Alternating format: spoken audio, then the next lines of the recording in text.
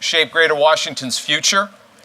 How can regional governments work together and in partnership with the private sector to make Greater Washington even greater?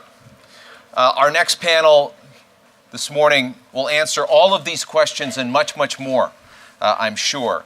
So let me introduce them. We have the Mayor of Washington, D.C., Muriel Bowser.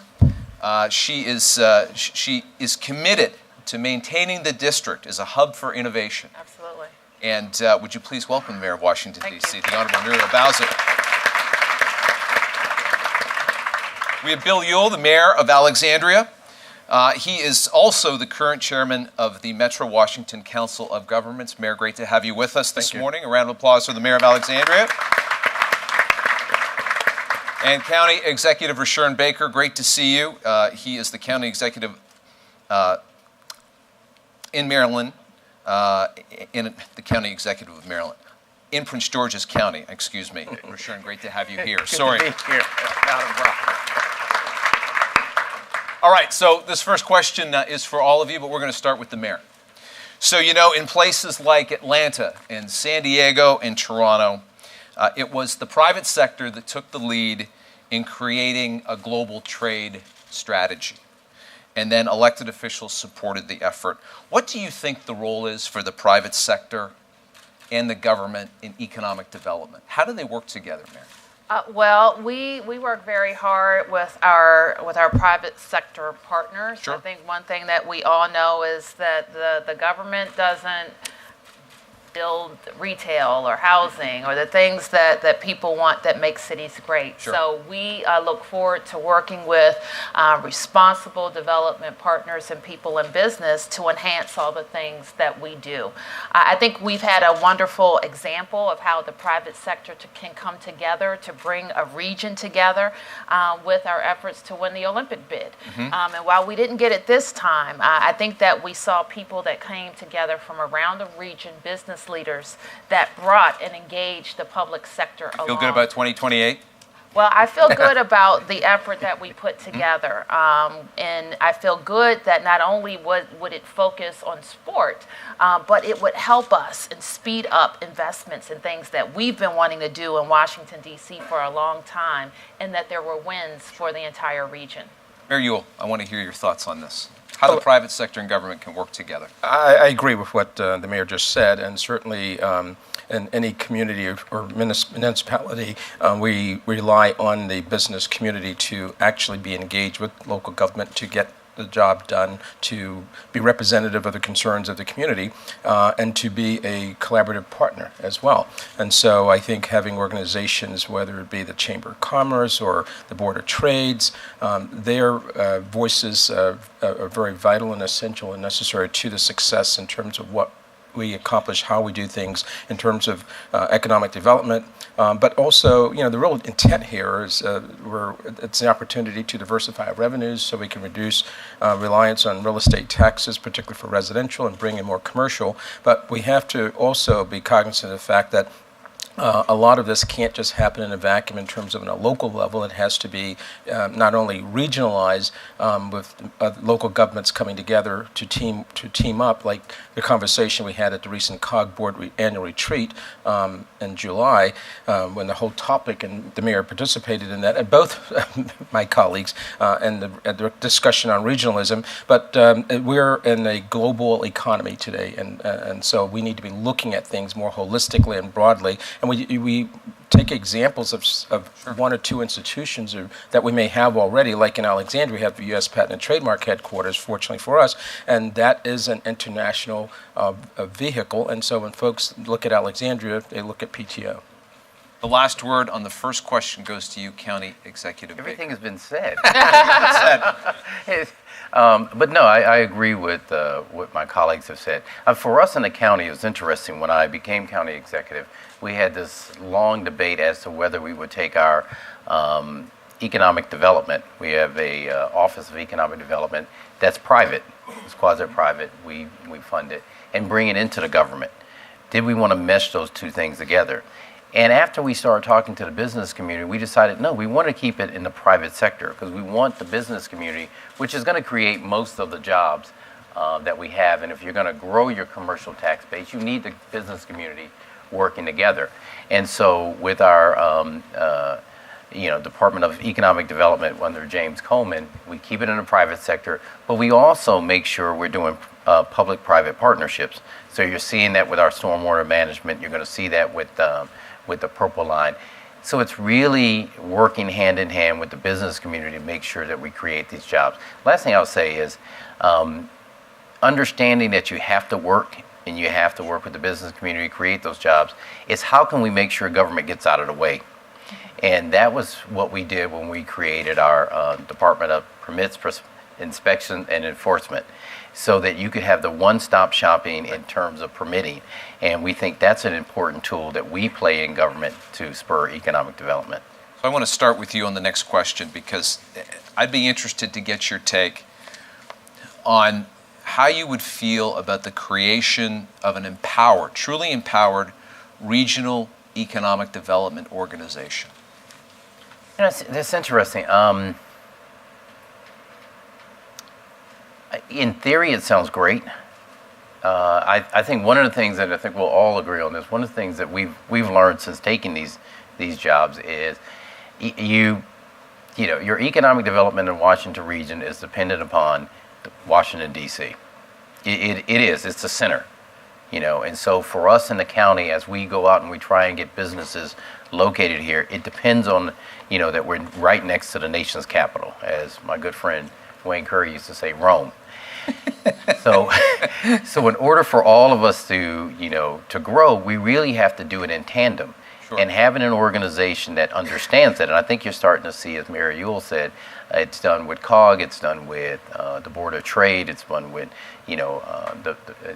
our business organization. But having one that's really empowered would be an intriguing idea. Mayor Bowser, if the strength of the region is Washington, D.C., how would you feel if there was a truly empowered organization focused on regional economic development? Well, I'm not exactly sure what that means, but I think we have a number of organizations that span the region that we can support more robustly in a lot of ways.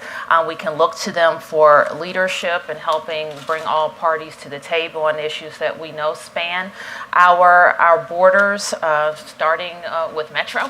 Right. We can come together as jurisdictions to make sure that Metro has the dedicated funding Sure. that it needs. And then what we have tried to do, and what we have certainly worked with County Executive Baker on and County Executive Leggett, are some other issues that we know are big and we can come together on, like homelessness, like public safety, like traffic. And I think that what we so enjoyed about Washington 2024 is that we had a very positive thing to focus on that spurred economic development. So I would be willing to look at any and all suggestions that would help us put brand the region as a whole and work more cooperatively together around economic development. So, Mary, I want to follow up on that, because you hear a lot about international efforts to attract investment and jobs here, and you're getting set to go to China Yep. on Saturday. Can you talk about what the hope for outcomes are of that trip? Well, we are, and part of our trip to China has a regional focus, because we'll be working with, we're taking with us the Greater Washington, or they're going to be there with us. I see Jim Dinniker in the room from the Greater Washington Board of Trade, and of course, many business leaders who have business interests all around the region will be a part of our delegation. I know the county executive only recently got back, right. And that has been the focus for us all. And it came really clear to me earlier this year. We partnered with the Commonwealth of Virginia to host foreign investors at a joint event. So we knew then that we need the foreign investment dollars no matter where it goes in the region. So we'll be talking about some specific projects in Washington, D.C., but when I'm able to go there, and some of these investments will be a perfect match for something happening in D.C., and others will be a perfect match for one of the surrounding jurisdictions. But it is true, if we can go around the world and talk about Washington, D.C. and how strong our city is, we know that it has an impact on the greater region. Mayor Ewell, I'd like to ask you, in Alexandria, you have used the private and public sector partnership path to achieve your goals around economic development. Can you talk about that a little bit?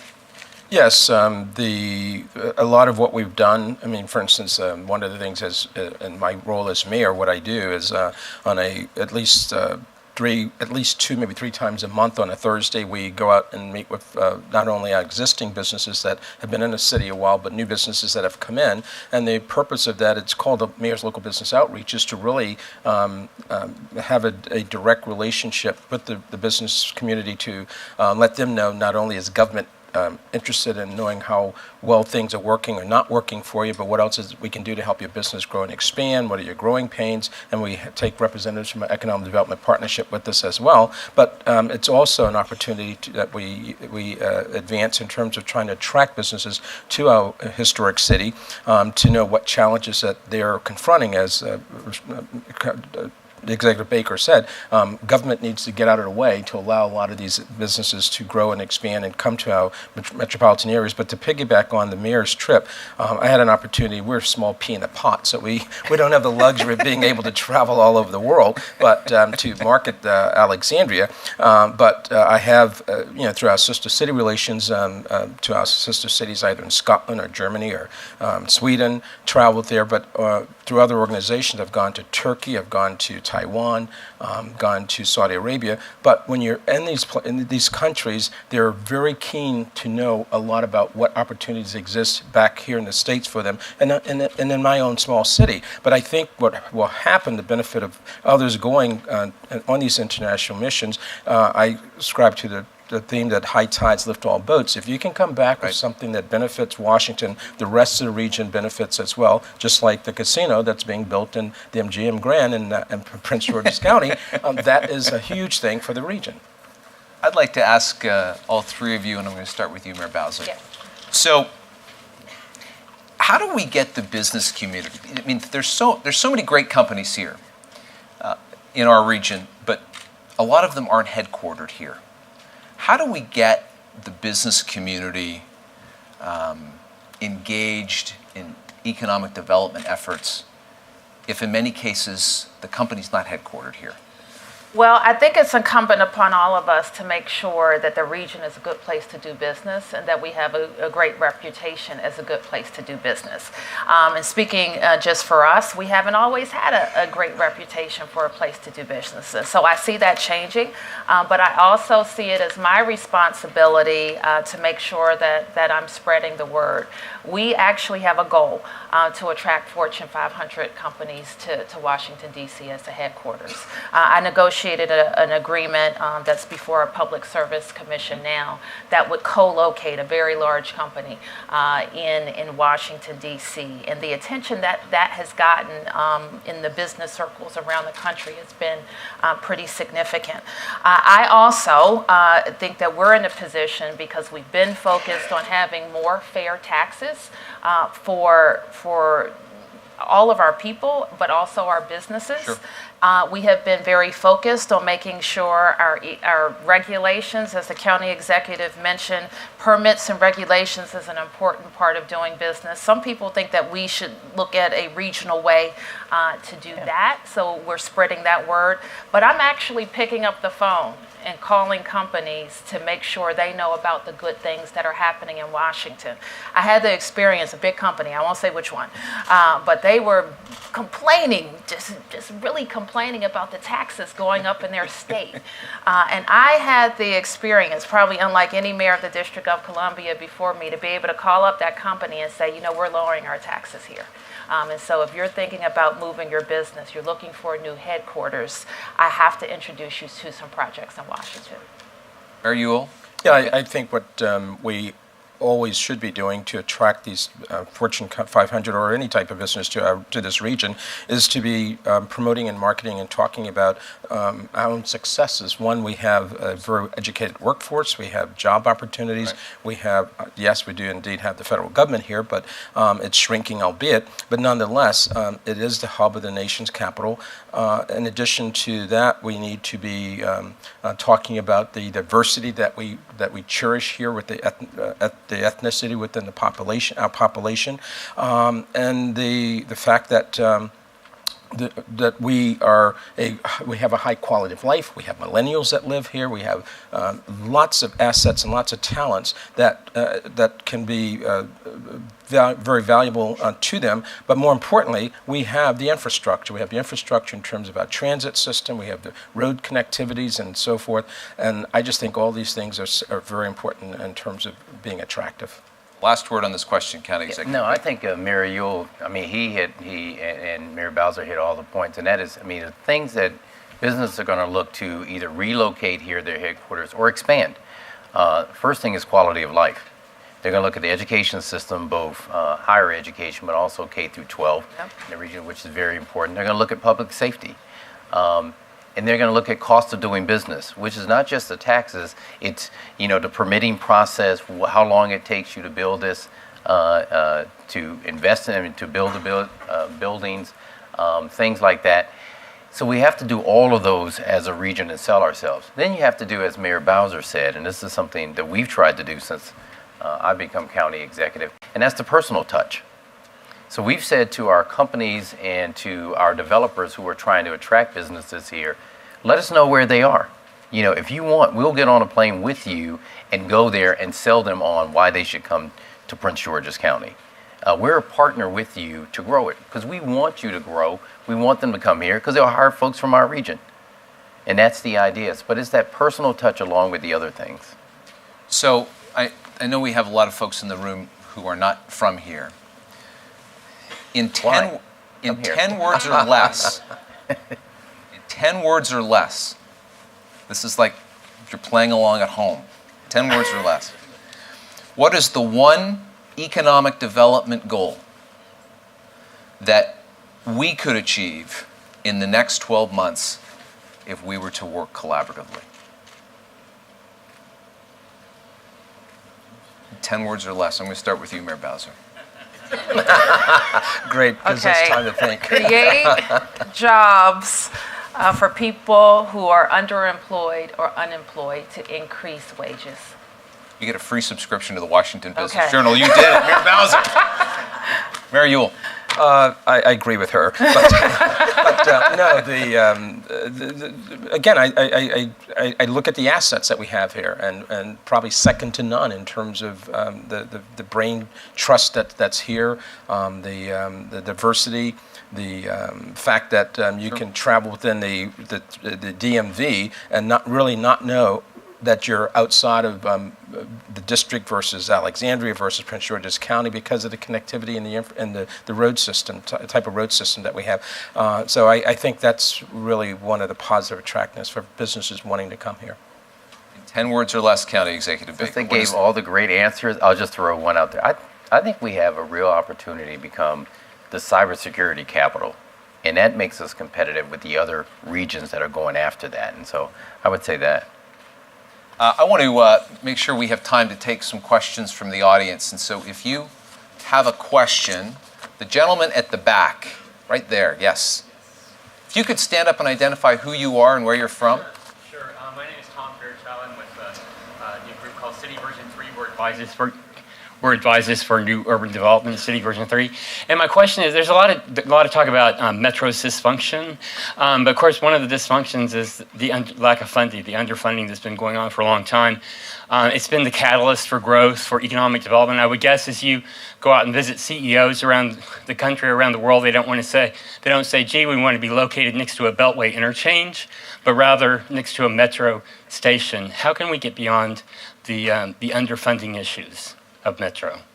How can we get beyond the underfunding issues of Metro? Yeah, the chronic underfunding of Chronic Metro. underfunding. How can we regionally approach the funding issues that have plagued our major economic driver? Is this for the whole panel, by the way? Is this Sure. for everybody? Absolutely. Yeah, and you're probably directing a question at me because I serve on the Metro Board, senior most member. And you're from Virginia. And from Virginia. Senior most member, 14 years. I've been trying to get off the board now, and I am off after Tuesday's election. No, you're absolutely right. Metro needs a dedicated funding source, and that everybody knows that. I mean, I give credit to the group 2030. I see some representatives here, and now there's an offshoot group that's called Roadmap. And the one thing that we've all been talking about is the fact that for this region to continue to be successful, that we need to have a very, very robust, dedicated, functional transit system. And yes, D.C., Maryland, Virginia have stepped up to the plate, but that contract, those terms are ready to expire. I think it was a 7-year agreement, $50 million each from the jurisdictions to match this on an annual basis to match the state, the $150 million from Congress. But we need more than that, and so it's a responsibility, I think, of the federal government to really help us with the dedicated funding.